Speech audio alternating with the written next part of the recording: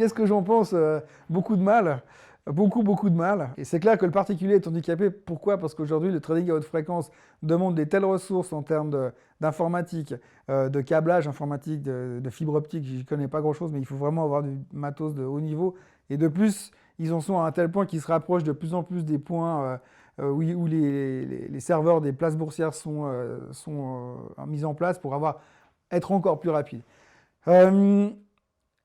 Je pense que le trading électronique, les trading à haute fréquence, les algorithmes et toute cette engeance, pour moi, on est en train de se préparer le prochain crash boursier. Et on verra dans les années à venir, on aura de nouveau une pétée de figure monumentale et les responsables seront les algos. Moi, je suis un enfant de la génération Terminator. Dans Terminator, il y a ce robot qui s'appelle Skynet. Enfin, cet ordinateur qui s'appelle Skynet et qui prend en fait le pouvoir sur les hommes.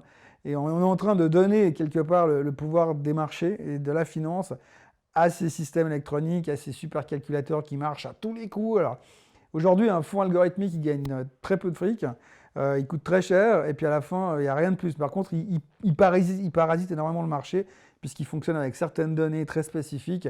Et donc, on a un intervenant supplémentaire qui vient dans le marché, qui, à mon avis, parasite le marché. Moi, j'ai eu la chance de vivre une période dans les marchés boursiers où c'était très humain.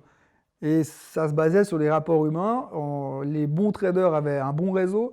Les très bons traders avaient un bon réseau et avaient une capacité à connaître les bonnes personnes au bon endroit. On travaillait différemment. Aujourd'hui, après, les traders, ils paniquaient quand les marchés baissaient, c'était humain. Mais on se refaisait, on recontinuait derrière. Aujourd'hui, 70% du volume des marchés américains sont des volumes déclenchés par ordinateur. Ça ne peut pas durer. Un jour ou l'autre, on va s'en prendre une plein à figure et puis ça va coûter tellement cher. Alors là-dessus, le client privé, à mon avis, l'investisseur privé, il a perdu un avantage concurrentiel, c'est que lui reste un humain, donc il prend une décision d'humain, et en face de lui, il se retrouve face à des ordinateurs qui, en fait, vont jouer sur le millicentime, alors que l'investisseur, lui, va jouer sur 5 ans ou sur 10 ans. Donc il y a un décalage par rapport à ça, et il est clairement désavantagé techniquement, et en plus, c'est un parasite, quoi. Pour moi, c'est comme si aujourd'hui, vous décidez de faire du sport, mais qu'en plus, vous avez la grippe, quoi. Tout ce qui est algo et high frequency trading, pour moi, ça doit disparaître, j'ai envie de dire. Ou c'est nous qui allons disparaître. À un moment donné, il n'y aura plus d'investisseurs privés, il n'y aura plus d'humanité à l'intérieur du marché, et ce sera la porte ouverte à bien d'autres soucis, à mon sens. Donc, non, je suis un fervent, je les déteste, je n'aime pas ça du tout, et je pense que c'est le prochain problème qu'on aura dans les marchés boursiers. Il doit les ignorer parce que de toute façon, le high frequency trading ou les algos, ils ont une vision à court terme, ils ne font pas de long terme. Ils sont là, ils tournent, ils achètent, ils vendent. Alors 10 fois, le temps que vous allez penser à acheter un titre pour les 20 prochaines années, eux, ils vont traiter 80 fois le titre et puis il y aura des mouvements qui seront complètement aléatoires. Donc je crois qu'il faut oublier ce côté-là, il faut rester sur les fondamentaux.